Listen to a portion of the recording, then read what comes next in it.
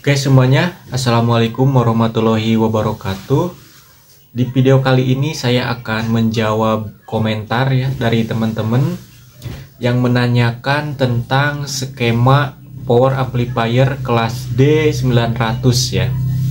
Oke, sebelum ke skemanya, pertama-tama saya akan memberitahukan teman-teman semua ya, untuk merakit power kelas D itu agak sedikit susah ya. Karena apa? Karena tidak sama dengan power kelas AB ya, yang analog. Nah, kelas D ini di banyak IC yang IC-nya itu digital ya. Jadi IC-nya itu harus yang benar-benar ori ya, jangan sampai yang membeli komponen yang abal-abal seperti itu, karena nanti di karakter suaranya itu tidak sesuai yang kita harapkan. Seperti itu teman-teman. Nah, sebelum ke skemanya, saya akan menunjukkan hasil dari rakitan saya dengan skematik D900 ya. Jadi saya membuatnya itu di PCB bolong ya, seperti ini teman-teman. Bisa dilihat ya, PCB bolong. Dan ini penampakan belakangnya. Nah, yang belum tahu cek soundnya ini ada di video saya sebelum-sebelumnya ya. Saya sudah share dan cek sound ya dengan menggunakan speaker ini nih, yang 18 in. Sangat jos, mantap ya untuk kelas D ini. Dan untuk kelas D juga saya ini kan untuk eksperimen saya ya, bagaimana suaranya. Nah, ternyata suaranya itu sangat jos, dan saya membeli langsung PCB-nya ya. Jadi saya rakit sendiri, dan hasilnya ini teman-teman. Ini sebenarnya belum komplit semua ya untuk power kelas D-nya. Ini power kelas D dia itu bisa sampai 4x5 ya, 4500 watt untuk yang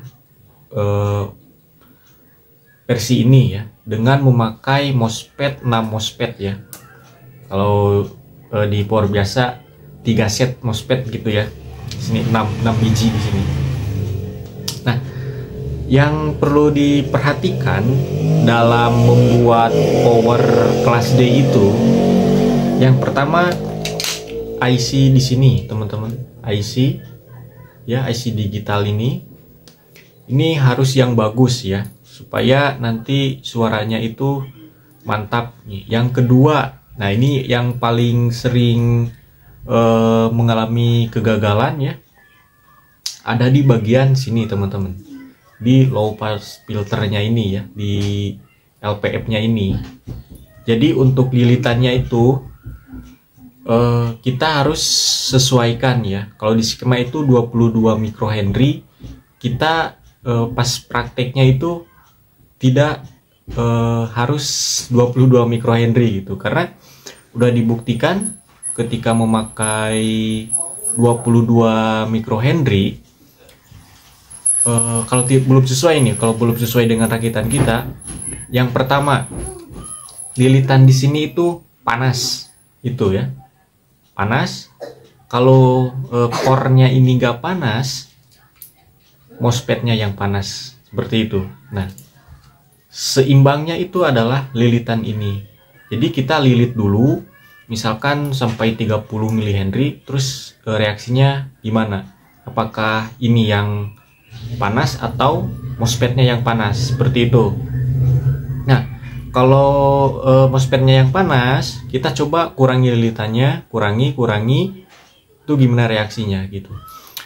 Nah, ketika kita menemukan nilai yang pas, transistornya ya apa, MOSFET-nya dingin dan core-nya ini pasti dingin. Kalau kita udah menemukan berapa microhenry yang pas gitu. Jadi nggak terpatok di sini ya, seperti yang ini. Di sini kan tertulisnya 22 microhenry ya. Ini bisa bener, bisa juga enggak gitu, tergantung nanti kita pas perakitan cek sound ya, ada yang panas atau enggak, seperti itu. Jadi kunci utama di power class D itu ada di sini juga dan di IC-nya. Nah gitu. Nah terus yang paling utama untuk kejernihan suara ada di kapasitor ya. Gunakan kapasitor seperti ini yang agak mahalan ya. Jangan menggunakan kapasitor seperti yang ada di sini. Ini yang biru-biru kayak gini. Ini kualitasnya sedikit kurang bagus ya. Karena ini saya untuk eksperimen saja. Ini berhasil dan saya benar-benar mau untuk beralih ke power class D gitu. Makanya saya beli PCB-nya yang ini dan saya rakit sendiri seperti itu. Nah, teman-teman juga kan bingung kan untuk menentukan core-nya di sini berapa mili Henry gitu kan. Karena di apometer itu ketika kita melilit kita gak bisa mengukurnya gitu kan. Nah itu ada alatnya yang namanya SCR meter teman-teman. Itu bisa mengukur berapa milihenry core-nya yang kita lilit seperti itu. Untuk core-nya sendiri ini banyak di toko-toko online seperti itu. Itu banyak untuk kelas D ya. Serinya juga udah tertera di toko online gitu ya. Banyak sekali. Nah untuk pembuatan SCR meter itu ada juga di video saya, tapi itu cuma review saja. Saya belum membuatkan video tentang cara bagaimana membuat SCR meter itu ya. Nanti di kesempatan video berikutnya nanti saya akan praktekkan gimana cara membuat SCR meter ya. Karena untuk power class D SCR meter itu sangat penting ya. Yang sangat penting terutama kita bikin lilitan di sini ya, untuk core-nya di sini itu sangat-sangat penting sekali. Nah, power class D itu yang pertama ya, irit listrik ya, irit listrik sama tenaga besar seperti itu. Karena kalau di teorinya power class D itu bisa mencapai efisiensi sebesar 100% seperti itu. Nah, kalau kebanyakan kita merakit, kita gak ambil 100% ya, kita ambil 90% gitu.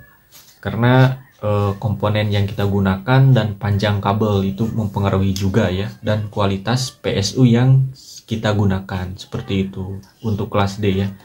Power class D memang jos gondos. Oke teman-teman, tunggu apa lagi, ini saya share skemanya untuk power class D ini ya. Ini teman-teman bisa di screenshot ya untuk skematiknya dan pelajari dulu. Ini biayanya agak lebih dari 130.000 lah. Kalau teman-teman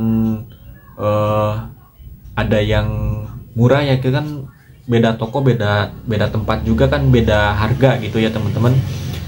Kalau di saya ini termasuk harganya mulai naik ya, seperti komponen elektronika itu seperti itu. Silahkan teman-teman skemanya ini di screenshot, dipelajari ya, dan coba dirakit ya. Bisa dirakit seperti ini ya, seperti saya di PCB bolong, tapi harus benar-benar teliti ya untuk membuat rangkaian power class D di PCB bolong seperti ini, karena jalur-jalurnya kita buat sendiri, solder langsung seperti itu. Nah, sekali lagi yang mau mendengarkan power ini ada di video saya sebelumnya. Ini sudah saya sepil dan sudah dicek soundkan ya, dengan menggunakan speaker yang di belakang saya ini ya, dan suaranya jos gondos. Makanya saya sekarang mau beralih ke power class D gitu ya, karena tenaganya super mantap, apalagi power class D yang di BTL ya, yang breed gitu. Dan apalagi memakai power power supply-nya itu pakai SMPS. Udah ringan, ringkas ya.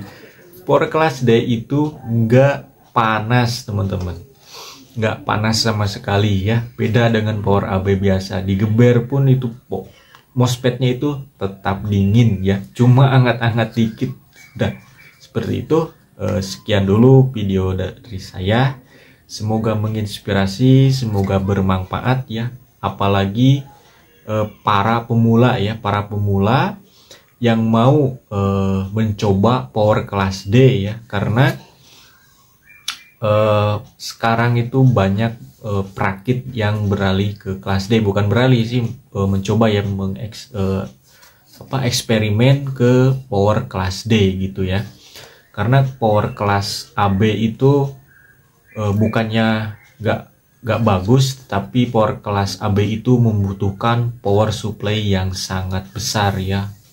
Kalau kita mau memiliki watt power amplifier yang besar, power class AB itu harus besar di bagian PSU-nya. Tetapi power class AB bagaimanapun, power class AB itu sangat detail untuk suaranya, apalagi di mid high gitu. Nah, untuk power class D di mid high gitu kurang sedikit kurang detail ya. Tetapi itu bisa disetting frekuensinya gitu teman-teman. Jadi semakin tinggi frekuensi, misalkan 300 kHz gitu ya, itu detail juga teman-teman. Nah, jadi teman-teman, untuk cara naikkan frekuensi itu nanti saya akan spill juga untuk menaikkan frekuensinya. Yang terpenting sekarang teman-teman coba dulu dengan skema seadanya dan cobakan bassnya blur, dijamin udah bassnya itu enak dan bakal ketagihan gitu ya. Oke. Sekian dulu video dari saya, akhirul kalam. Assalamualaikum warahmatullahi wabarakatuh.